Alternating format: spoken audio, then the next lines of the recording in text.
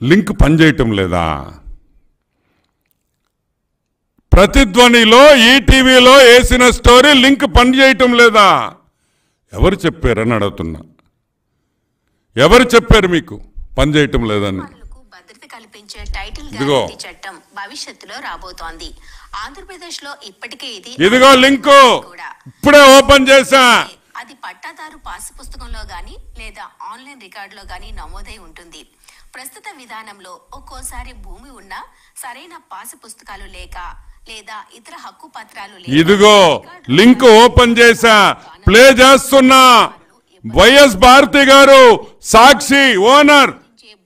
ఇనమ్మా, పేపర్లో రాసే ముందరా ఒకసారి చూసుకోండమ్మా. లింకులు ఓపెన్ చేయండి తల్లి. ఊరికే ఏది చూడకుండా ఈటీవీ భయపడిపోయింది, ఈటీవీ పారిపోయింది, ఈటీవీ భయం వేస్తుంది. ఎందుకు భయపడతారమ్మా వాస్తవాలు చెప్పేటప్పుడు? ఓకే, ఇదేంది? ఇది ప్రతిధ్వనిలో ఒక ఇంటర్వ్యూ. ఎవరితో? సునీల్ కుమార్. ఎవరి సునీల్ కుమార్? తెలంగాణలో లాయర్. తెలంగాణ లాయర్. తన ఆంధ్రావాడు కూడా కాదు. సరే, ధరణి పోర్టల్లో తెలంగాణ గవర్నమెంట్లో అప్పుడు అతను ఇన్వాల్వ్ అయి ఉన్నాడని మాకు సమాచారం. అది వాస్తవం కూడా. ఈరోజు ఇదే సునీల్ కుమార్ ఈరోజు ఏపీ గవర్నమెంట్ సలహాదారుడు. అవునా కాదా?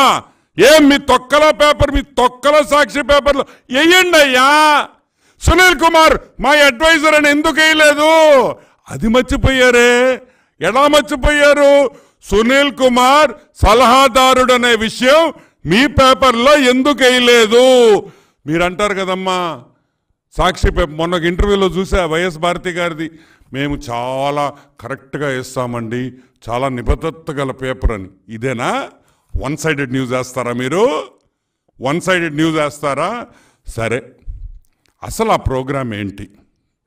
ఆ ప్రోగ్రాము ఒక ఇంటర్వ్యూ.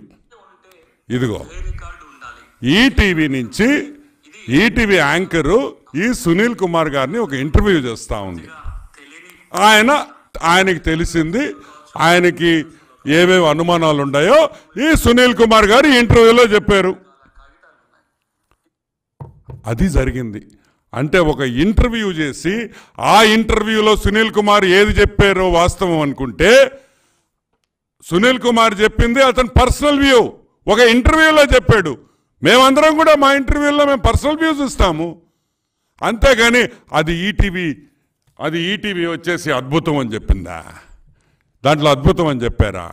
మీకు ఇంటర్వ్యూకి అద్భుతానికి తేడా తెలీదా? ఒక్కొక్కరికి దానికే ఒక్కొక్కరికి లక్షల లక్షల జీతాలు తీసుకుంటున్నారు ప్రజల సొమ్ముతో. మీరు ఏం రాస్తున్నారో కూడా మీకు తెలీదు. ఆ కొమ్మినేని ఒక ఆయన ఉన్నాడు ఆడ, ఆయన ఏమన్నా అడ్వైస్ తీసుకొని మీరు రాస్తున్నారేమో. ఇది పచ్చి అబద్ధం అని కూడా నేను మనవి చేస్తా ఉన్నా.